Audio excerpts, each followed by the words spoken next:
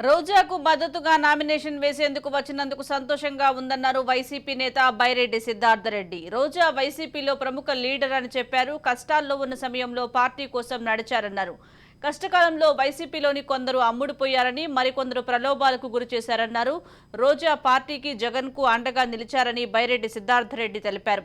నగరి నియోజకవర్గంలో ఆర్కే రోజా విజయం ఖాయమన్నారు. తన కష్టాన్ని గుర్తించిన జగన్ తనను చెల్లెలుగా భావించి అండగా నిలిచారన్నారు ఆర్కే రోజా. నగరి నుంచి గెలిచి ప్రజల సమస్యలు, రాష్ట్ర సమస్యలను వినిపించారని చెప్పారు. తన సేవలకు గుర్తుగా మంత్రి పదవి ఇచ్చారన్నారు. మూడోసారి గెలుపొంది హ్యాట్రిక్ విజయం సాధిస్తామని ఆర్కే రోజా ధీమా వ్యక్తం చేశారు. నగరి ఎమ్మెల్యే అభ్యర్థిగా మూడవసారి మరి నామినేషన్ వేయడానికి రావటం జరిగింది. నా నగిరి ప్రజలు ఎప్పుడూ కూడా జగనన్నకి నాకు ప్రేమతో, అభిమానంతో అండగా నిలుస్తున్నారు అనేది ఈరోజు ర్యాలీ చూస్తే మీకే అర్థమైపోయి ఉంటుంది.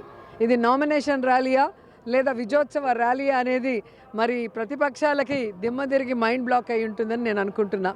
ఎందుకంటే 2019లో జగనన్న వాగ్దానం చేసినప్పుడు రాజన్న బిడ్డకు ఒక అవకాశం ఇద్దామని ప్రజలు 151 సీట్లు ఇచ్చారు. కానీ ఈరోజు జగనన్న సంక్షేమం, అభివృద్ధి రెండు కళ్ళగా ఈ రాష్ట్రంలో అనేక కార్యక్రమాలు చేశారు.